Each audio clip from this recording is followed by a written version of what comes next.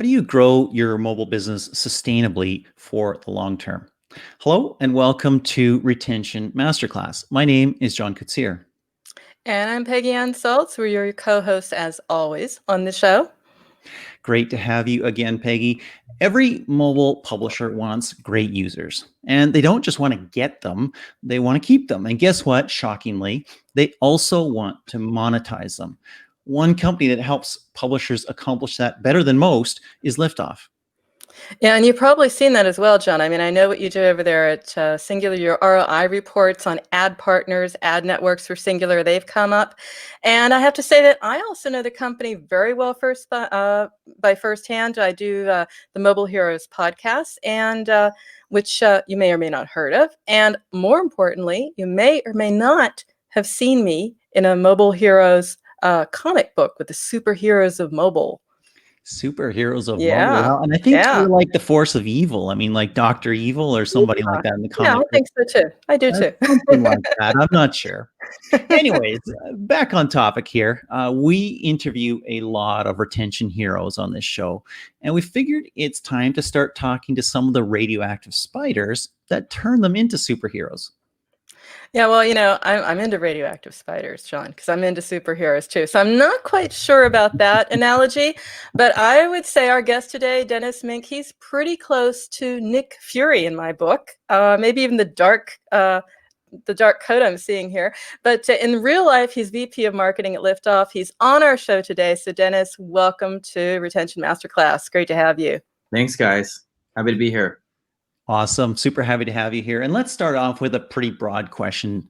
Where are we right now in the evolution of mobile? I mean, we started with paid apps, moved to freemium. We went from this frenzy of everybody getting installs to a focus on engaged users.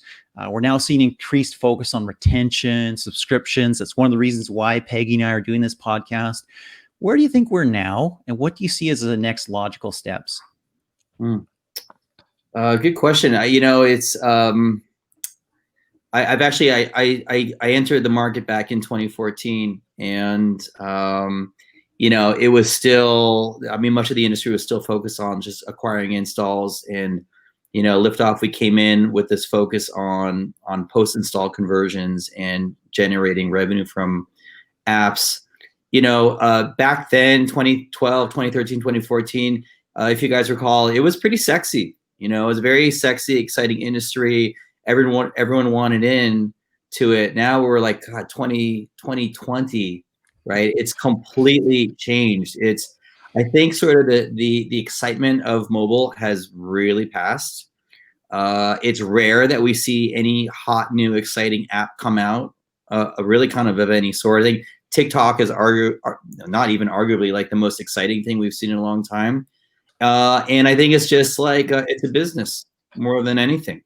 I think there's still opportunities for small guys to break into it, but it's so much harder these days. And from a marketing perspective, like our customers, like we enter the market with the focus on CPA. Like, don't even worry about CPIs. It's all about like conversions against revenue producing events. These days, if when we go and talk to most of our customers, they're not even focused on CPA anymore. They're focused on ROAS. They're focused on revenue entirely. So it's I think a lot of the sexiness is gone, and it's really about performance more than anything. It's super interesting. Just to follow up on that real quick. I mean, you talk about TikTok. Before that, we had Pokemon Go. And yeah, some of the sexiness is gone, right? It's not the new thing anymore. And yet, in what other market in the world have we seen an app or a company or a brand come from almost nowhere to global prominence, to being a major player on the global stage in literally 6, 12, 18 months? It's still an amazing space. Yes, I agree. It's rare. It is rare.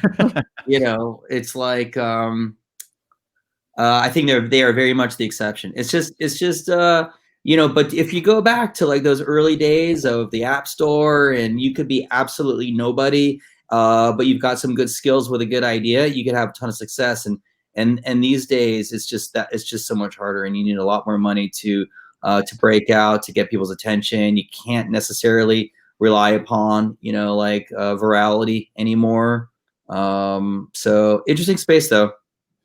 Well, what about the evolution? I mean, you're talking about how, okay, there's not these breakout blockbuster hits, but all we talk about, all anyone talks about is the user journey. Even calling them users, I try not to. I really just try to call them people or customers. I like to have you weigh in on that, Dennis, because, if it is about that, then that is a new phase in app marketing and apps that's going to be exciting because, hey, guess what? Behavior comes back in, other types of data come back in, other metrics come back in. What do you think about that?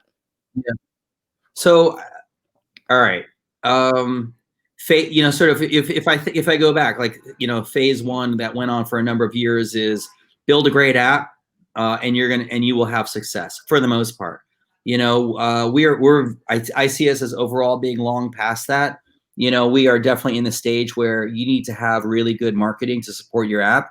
With the focus being on like primarily on user acquisition, right? And I mean, I think that it maybe it goes without saying at this point, but if you have this mindset of, hey, I'm going to build an app, it's going to be successful, and you don't have the right marketing budget, the right marketing staff, the right marketing strategy to actually grow a user base, then I think you've got some misgivings there. So there's sort of user journey, like people want to discover an app, they want to get to know it and get value out of it. I think that very much you need to be looking at that's around like product development, the actual app itself. What is the experience of the app? What's the value? What are the core features and functionality that people will get value from, from that app? But then in parallel, you need to be, of course, you need to be investing into marketing your app, finding those users who will get the most value out of it, which ideally generates revenue for the business. So I think that is very much where I see it. I know you guys are focused on retention. Super interesting, right? We've been running re-engagement campaigns, right? Which is basically, let's go and retarget users that install your app. Maybe they've never used it, or maybe they use it for a while and they stopped using it. Whatever the scenario is, segment, and for the last number of years, it's like, if you guys remember, it used to be, the question that came up year after year was, is this the year of mobile? Remember, you guys are old like me. Is this the year of mobile? Is this the year of mobile? We don't ask that anymore. I think we stopped around 2016. Yes. Something like that. Yeah. We're like, this is the year of mobile. We hit it. And we don't ask the question anymore. You don't read about it. Nobody asks anymore. But for a number of years now, we've been asking ourselves, is this the year of retention? True. Is this the year of retention? And I got to tell you, like, we've been hosting Mobile Hero Summits for a number of years, 30 plus, high value Liftoff customers getting together for 3 days, candid conversation. And every time it was like re-engagement, retargeting, retention is on, it's a discussion, in the groups and so on. And I got to tell you, every year it's like, it's not the year of retention for the marketers. It's not. Yeah, that's interesting, right? I mean, because there's also different groups in the marketing team or in a brand or in a company that are focused on different things. And Peggy and I have actually worked through that a little bit as well. Sometimes it's different people focused on retention. And sometimes, the way that we think it's going to be, and we think it is the way in some of the most successful mobile businesses that we've seen, there's a real integration of marketing people and product people and retention specialists and everything like that. And I mean, one of the things that we're getting the CEO of Reforge in pretty soon on Retention Masterclass. One of the things is you can't. Retention is not something that you kind of tweak a couple knobs, right? You build that into your experience. And so we'll get into that pretty deeply as well. But super interesting point they make. Maybe Peggy, we'll find in 2024, we're doing a show and nobody's asking the question anymore. And it was the year of retention already. Exactly. It just sort of happens, I mean, just to a point, just a quick follow-up, because I do remember this, and this was something I used in a deck once. Dennis, you have the numbers, but to your point about that, you did a survey of, just an informal survey of your customers, of some marketers. And what did they say about retention? What was it? It was important for how many percent? I think it came in like the top challenges. First it was acquisition, and then it was something else, and then it was retention. So, I mean, we got a while there. Yeah, retention is, I can tell you, because for the last couple of years, it's a hot topic that not a lot of marketers are doing a whole lot about, right? And you were just touching on it. I think, I think there's two things that need to get addressed before we will see retention, reengagement, retargeting, just as a whole become like a larger investment, I guess is what I'd say. The first is clearly education. Marketers as a whole, that manage large budgets, they know UA inside and out, and they don't really know retention. And so the more educated they become, mostly actually by doing and executing. I think that's sort of one way in which it'll start to get addressed. The other is just simply, as you were touching upon, a lot of like the larger app publishers, these larger companies, retention is the responsibility of those that work within like a CRM team or department, and then and not with the UA or the mobile marketers. And so it's like, as long as the UA marketers, who again, they have a responsibility for the tens of millions of dollars in ad spend, as long as they don't have responsibility for retention or re-engagement, and that's managed by some other CRM team, and typically it's like mobile is like just one channel, it's not a priority, and they don't really know app marketing as a whole, until that gets readdressed and kind of restructured. I think that we will still see like stops and starts and companies really struggling to figure out, what is it? How do we invest in it? How do we make it work? That is really interesting. And I think one of the challenges has been measuring it as well, measuring re-engagement as well. And that's kind of where we're going. So it's a good segue. There's a lot going on in mobile right now, and there's kind of a tsunami, right? There's kind of in this atomic explosion. And that is Apple's news in iOS 14 that basically the IDFA is going away. I mean, it's not dead, but it's opt-in, and it's a very scary opt-in, right? It's a, do you want somebody to track you all across the web? Yes or no? And pretty much everybody's going to say no. I got to get your thoughts on what you think that means for your business, as well as, frankly, the whole industry of user acquisition and mobile marketing. Yeah. It's such an interesting time, We've had a series. Our chief product officer at Liftoff has hosted several internal sessions this week to talk about, to share his thoughts about what does it mean and so on. What does it mean for Liftoff? What does it mean for the industry as a whole? And then what are we doing? So here, I'll just to share my general thoughts. So for me, the starting point is, I'm actually, there's going to be winners and losers that come from this, 100%. I think the companies that have some of the best engineers and product people and technology will come out just fine. I think those who are not as strong are really going to struggle. Re-engagement companies, they're in trouble. If you are a re-engagement only company, you are going to have a real tough time at this. For Liftoff, like we've been preparing for this for quite some time. So this isn't like, we're not surprised by this. We are currently testing, running our ML-based campaigns against audiences that already have limited ad tracking enabled. We have tests running right now with some very interesting results coming from it. So as for how it will impact us, I have really no concerns whatsoever. I think we will just simply come out a much stronger organization. But for those that are not, again, if you don't have a strong technology team and technology stack, or if you are a re-engagement only company, you're gonna be hurt by this. I'd like to see some of that data at some point, just hinting, Dennis, if I had my wish.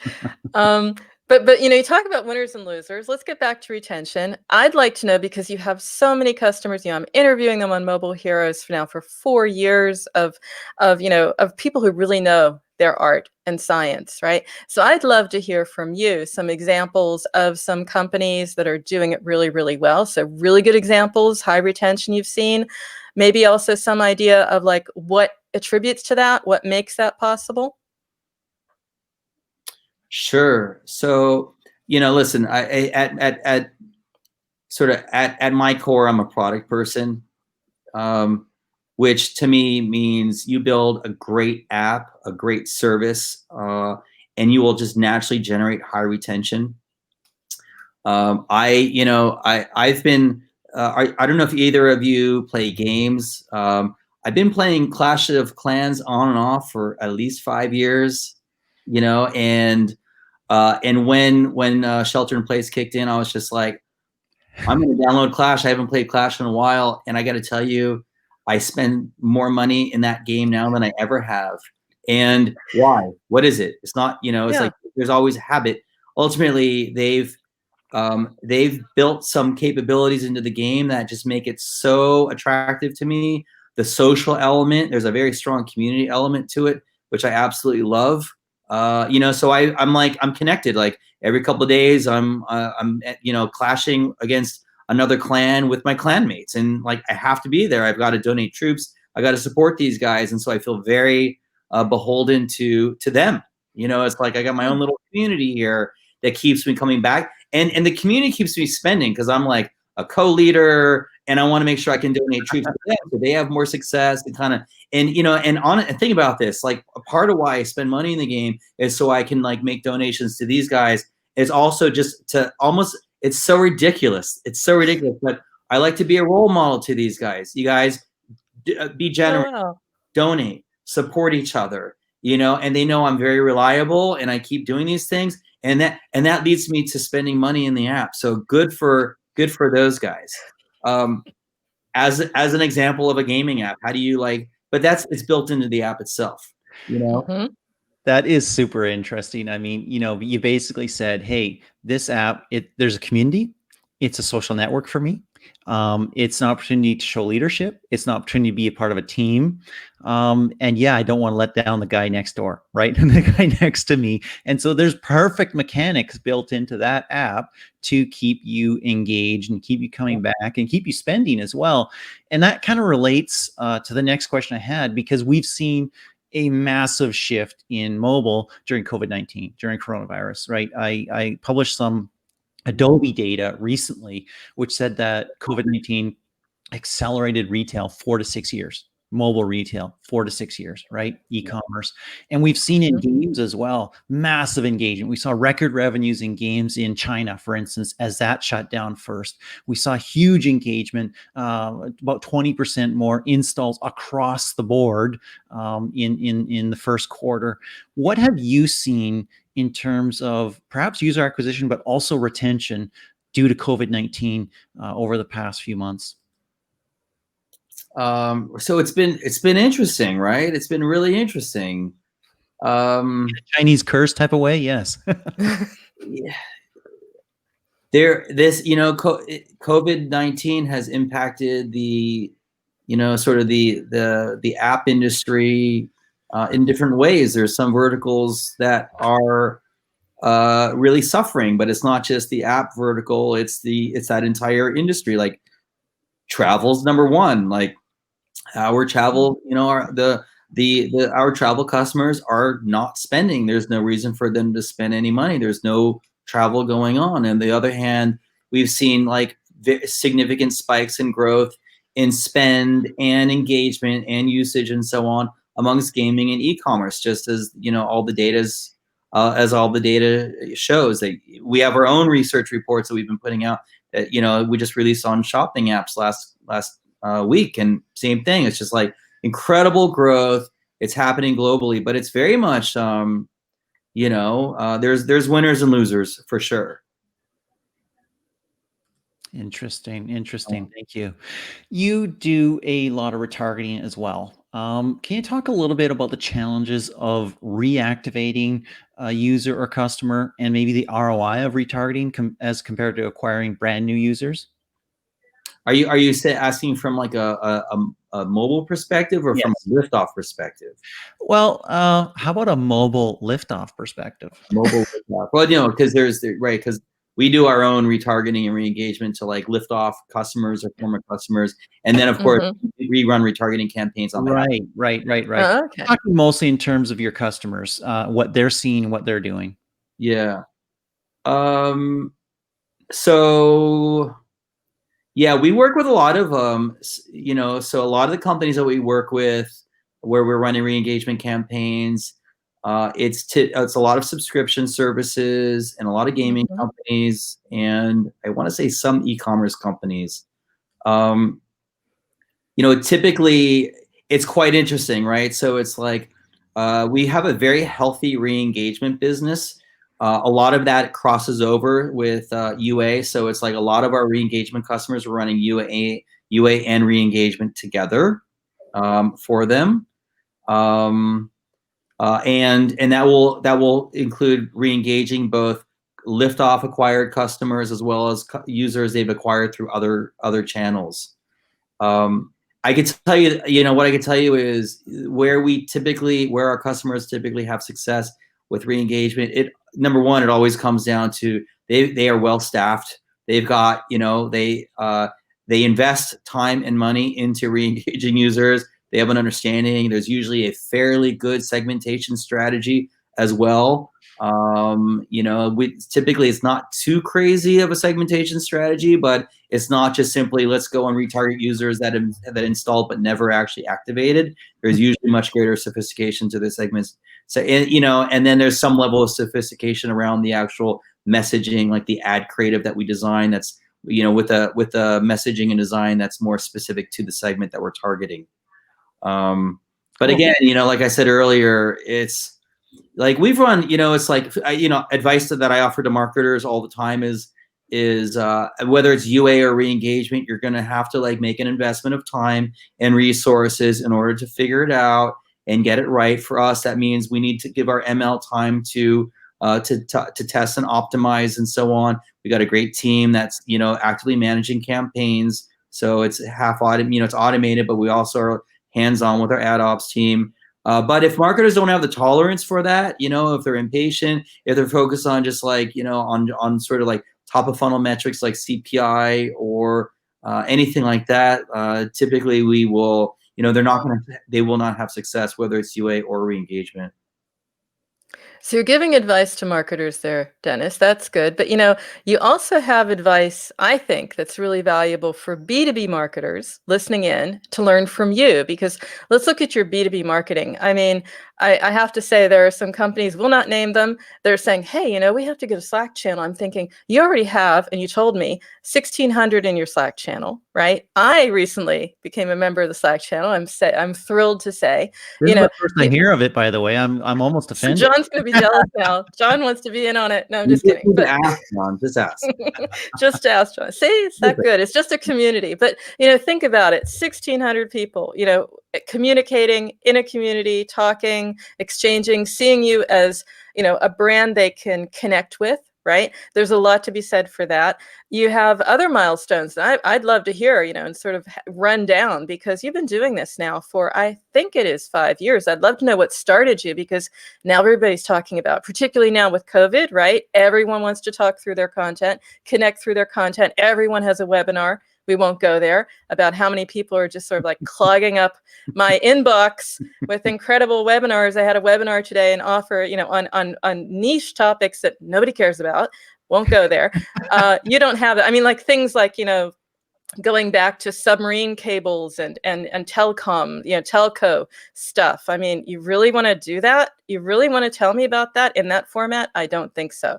Just wait for MWC and it'll all be good, right? Next year. But anyway, won't go there. I do want to hear what you do, what started it, because you got a little bit of a, yeah, definitely. You've got a you know, you're not a fast follower, you're a leader there. What happened?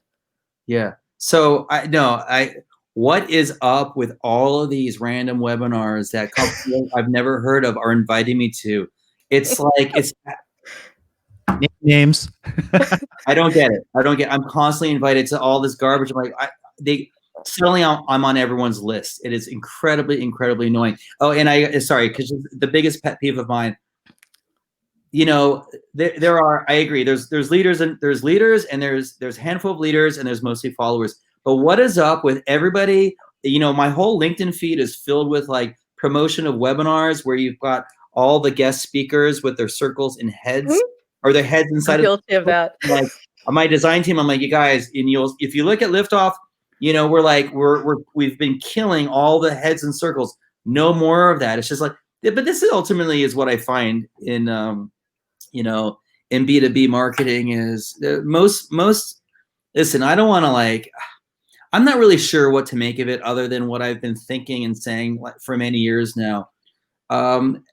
It just seems like the marketers that are marketing these companies within our industry, and I think B2B in general, from what I've seen, there's not a lot of creativity. Like they don't bring a lot of creativity. They come in and they go, okay, what do I need to do?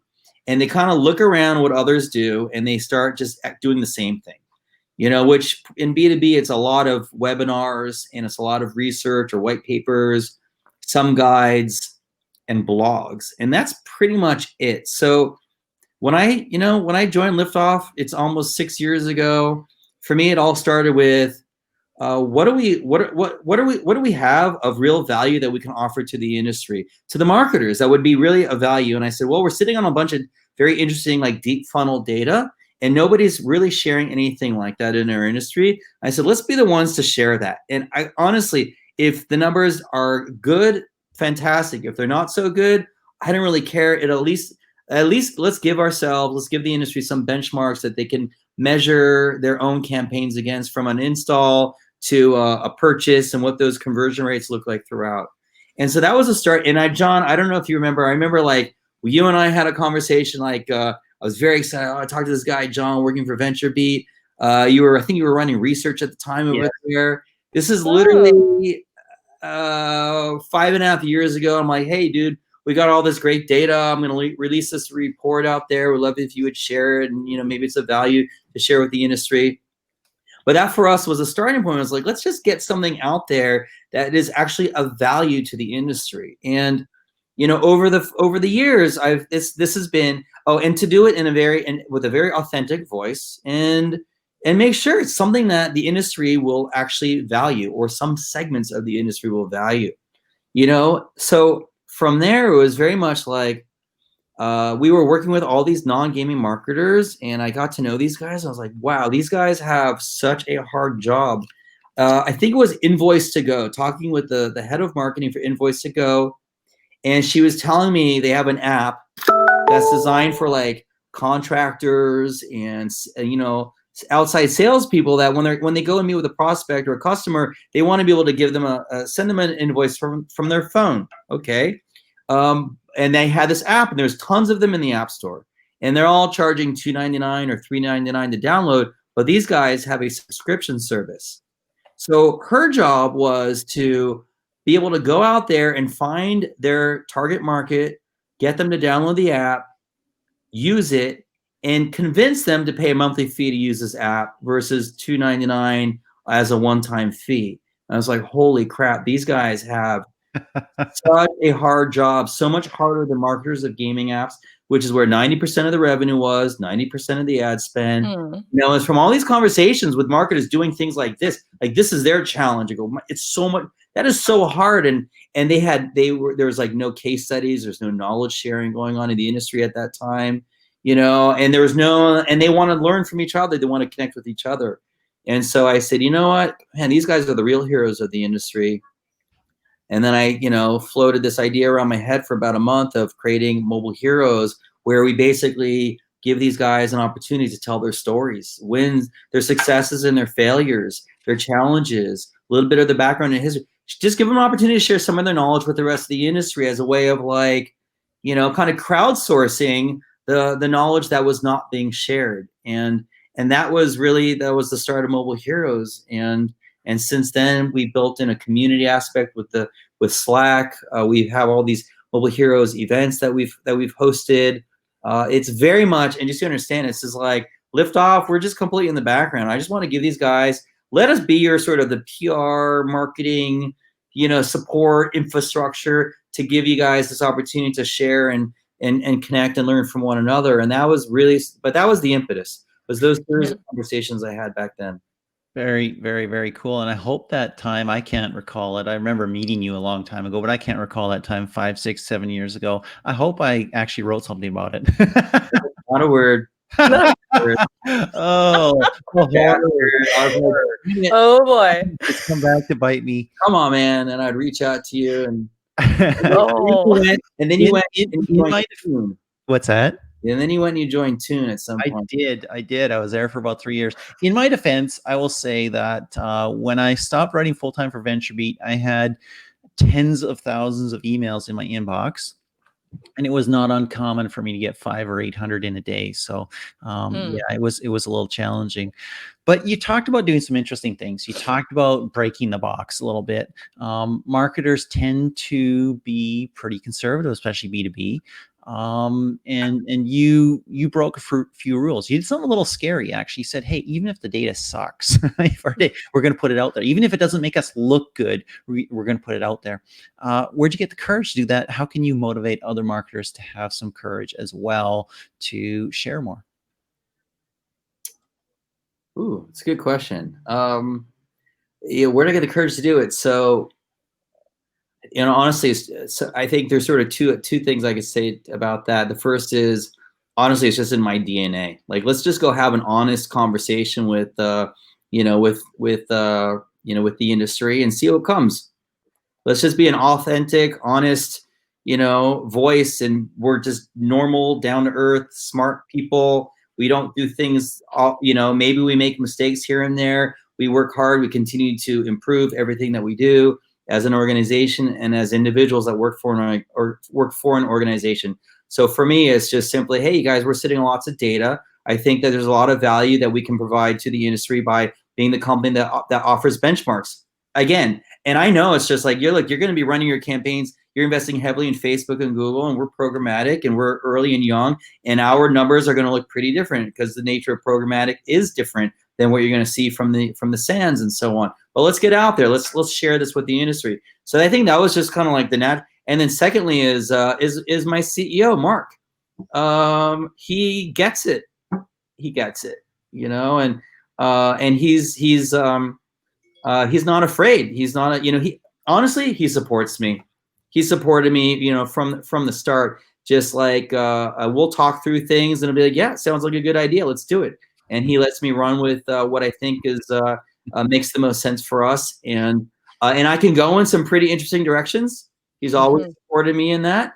But the results speak for themselves. The results of the impact that marketing has had on building our business and building our brand and sustaining that for nearly 6 years now. Like he gives me a lot of leeway to do what I need to do because ultimately the results speak for themselves.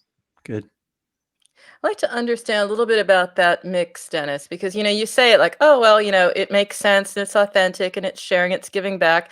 I fully get that. But, we have the bi-weekly podcast that I do, right, over at Mobile Presence. You have other things. You have webinars. You have your lunch clubs. You have just this incredible mix. And I'd like to understand, how you decide that, because you've still got your blogs in there. We've still got webinars. We dissed them a little bit earlier, but, they do work and you have an approach to them. You have talk shows. But there is a mix. There's got to be some sort of formula of some kind that you can share, because it's really, really cool stuff, but it's really, really basic stuff too. Formula. Yeah, try. Everybody wants the formula. This is like the superhero thing. We Yes. want the formula here. It's boy, formula. Okay. I don't know about a formula, guys. Honestly, okay. There is, listen, for coming in, when I joined Liftoff, I was the 13th person in the company. There's no marketing. There's no website. There's nothing. Right. But my, first thing I'm thinking to myself is I need to generate demand, as a starting point. I need to generate demand for a service. So how can I do that? What are some really easy things that I can get up and running? Right. And so, if you kind of look at our history of marketing, it's okay, get a website up and running and start producing some good quality research that I can produce release on a quarterly basis. Okay, now let's do a once a quarter webinar, like because it just to share, and so maybe that'll help generate demand. And let's get to one event a quarter, MAU and whatever else, each quarter. That was as much of a formula as I had, and then I just built on top of that. Mobile Heroes was definitely a risk. Like building the whole Mobile Heroes program was definitely a risk, but I'm a startup guy. I've built my own startups. I've built marketing from scratch, and so I know how to do it on a very lean budget with few resources. So the investment overall was not that significant to get it up and running. But ultimately, like Mobile Heroes is not a big demand gen program for us at all. It's more thought leadership and education and branding more than anything. Listen, honestly, when I think about the things that we've done that have been, some of them, like that we do these, from time to time we produce these Mobile Hero comics. Mm-hmm. The driver for that was very simple. I wanted to give my own team something new and fresh to work on, to challenge them, to kind of refresh their creative juices. Because when you do research and webinars and blogs, after a while, honestly, you do have a year or two, it's boring. It's boring. It's not that exciting to work on. So it's just like, I want to keep their creative juices flowing. Let's do comics. We know that, our industry is young, geeky, data centric, and so on. So it's just like, hey, let's try creating comics. We'll turn these Mobile Heroes into comic book heroes where they can live on, forever, and they can share with their friends and family and so on. And so that was the reason why, but that was the main driver for doing the comics. And then we put it out there and we see how does the industry respond? And the feedback was always generally very positive. People love them. We try to weave in a meaningful, build a meaningful story so they actually can learn something that's meaningful to help them be better marketers. And that's, but the driver was to keep my team fresh, and we don't generate demand from the comics. And but we figured out how to do it in a very time efficient manner. Like in fact, here's like a gift to all the marketers out there. We spend the actual dollars that we spend on doing a comic, and like you look at it, you go, oh my God, 8 pages, 10 pages, 12 pages. It's so beautiful. Those comics cost us less than $2,000 to produce. Wow. Okay? And the amount of time that Morgan and I put into the comics collectively, let's call it 15 hours. Right? Seriously? But to most marketers, Wow. oh my God, I'm going to have to hire and build a team, and it's going to be 120 hours of time, and it's going to be $15,000, a $15,000 expense. You can't do comics. It's too much time and too much of an investment. I go, no. If it takes that, you're going to do it wrong. If it takes, you're doing it under $2,000 and maybe 15 hours of time, that's the way to go about doing a good comic that maybe will work and maybe it won't work. It certainly leaves an impression, Des, because I know I talk to Mobile Heroes. First of all, they love it. They love it when they're in there. I sort of like my cameo appearances also, I have to say. I think the last time I was the source of all evil on the earth or something like that. Pretty cool. But, you have these ideas and you have it in your DNA. I can see it and I can see those sorts of things. But you work with a team. I'm just wondering, how to keep them motivated, how to keep them on the same wavelength. You're going on some great energy, but, they might burn out or something, or mix it up, or, get someone in with really wild ideas. Any thoughts on how to manage amazing imagination, I guess? Yes. That is a really good question. So ideas need to come from somewhere, and from from people. Boy, that's a really good question, Peggy. So I'll tell you what I do these days with my team is, typically we have a brainstorm and we'll throw ideas out there, and I'm always just looking for like that one thing. You don't really need anything. You don't need a ton of ideas. You just need one really good idea. And then to take that one good idea from an idea to executing something that's hopefully out the gate pretty good that you can then kind of iterate upon, and at least give it a couple more tries. That's really what I go for. So typically what I do is we'll do some brainstorm, come up with that one idea that we want to pursue, and then work with a very small subset of people on that one idea. Do not bring in lots of people. Don't. It's just gonna like, and you need to be very, and I will be very actively involved in it. And typically what I do these days, especially with COVID-19 and working from home, is we will, like the Mobile Heroes Lunch Club is a perfect example. We're sitting there going, oh crap, events are all being canceled, guys. Uh-oh, now we all have to stay home. Everyone's staying home globally. What do we do? No more events. What are people going to be missing out on? They get to meet with their friends and colleagues. They get to have lunch. They get to talk shop. What do we miss out on, Liftoffers? A lot of the same stuff, right? And so I said, hey, what if we do like a Mobile Heroes Lunch Club? Small groups. We get a mobile hero to moderate a lunch, but we do like a series of 4 of them in a row, one a week for 4 weeks in a row. So you get time to build a relationship. You get to know people. You get to talk about the things that are important to you. We get them onto the Slack community so they can talk ahead of time. What are the subjects they want to talk when they have the lunch? And then we'll provide lunch, coupon code. Honestly, breakfast, lunch, dinner, I don't care. Go spend it with, maybe you don't want to eat lunch while you're talking. Nobody does, it turns out. Just, you know, They're all talking. A lunch for your wife or your husband, or it doesn't matter to us, right?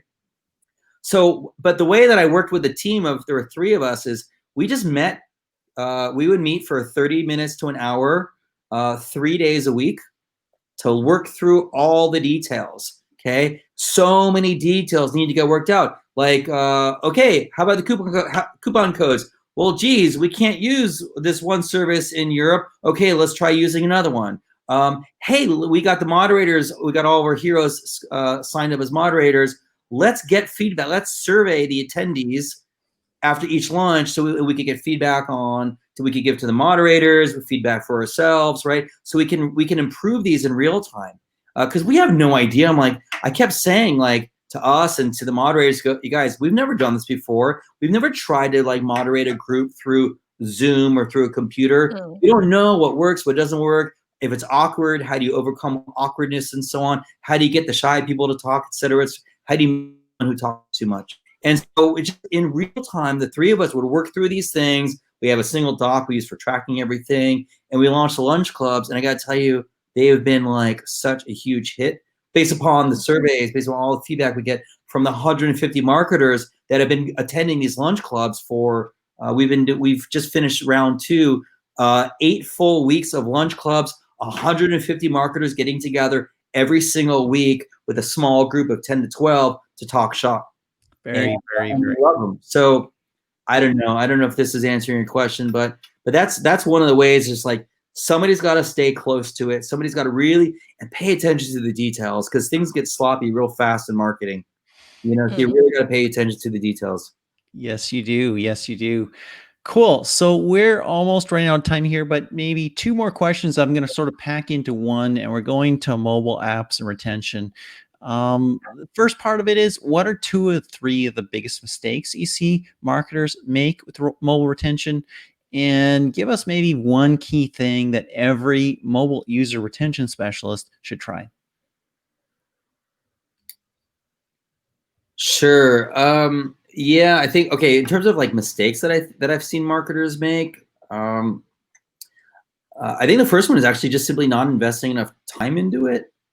Right? So there's a bit too much of, well, I tried something, it didn't work, so I just stopped doing it. Yep. You know, because it does, you know, like running re-engagement campaigns is more work than running UA by far. You need to be thinking, you know, the amount of creatives that you're going to want to develop, segments you're going to want to like develop and test against. It just, the amount of work multiplies with re-engagement. So understand, when you get into it, it's going to require a greater amount of time and resources to test and to learn and to optimize and to see success than say UA, which can be these days more and more automated with Liftoff and Google and Facebook and so on. So I think that's sort of like, that's probably the main mistake I've seen marketers make. it's just not investing enough time that it requires. And then your second question, John, what was your second question? I was just saying, what's one key thing that every mobile user retention specialist should try?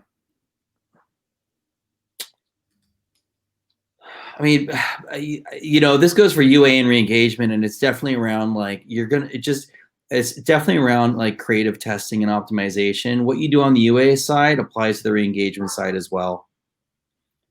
So if you are, you want to be investing just as much into designing and testing ads for those different audience segments that you're retargeting. I think that's the main thing. There is one other thing, and I don't have data against this. I have an opinion, and based upon like research I've read, I think that there's, when it comes to push, and this is not anything that Liftoff does, but I think that when it comes to push, utilizing push notifications, every marketer I've ever talked to over the years, and I used to run marketing for a mobile marketing automation platform that was like for enterprise level push, in-app messaging, and so on. One of the biggest mistakes that I thought that I saw with marketers is just everybody just has this belief that nobody wants to receive push notifications. So you really need to minimize your use of push notifications. And I actually think that, listen, with everything, there's a line, and my DNA is I like to push myself and my team to cross the line, and then we'll pull back. And when it comes to push, I think marketers they creep and never really even get too close to that line. They think, hey, transactional push notifications are fine. Beyond that, and kind of push you'd want to use for marketing, it's just like stay away from it because you're going to bother users, and then they're going to just delete our app, or they'll get annoyed and delete. So this is like one other area where like I would encourage marketers, like take a look at that.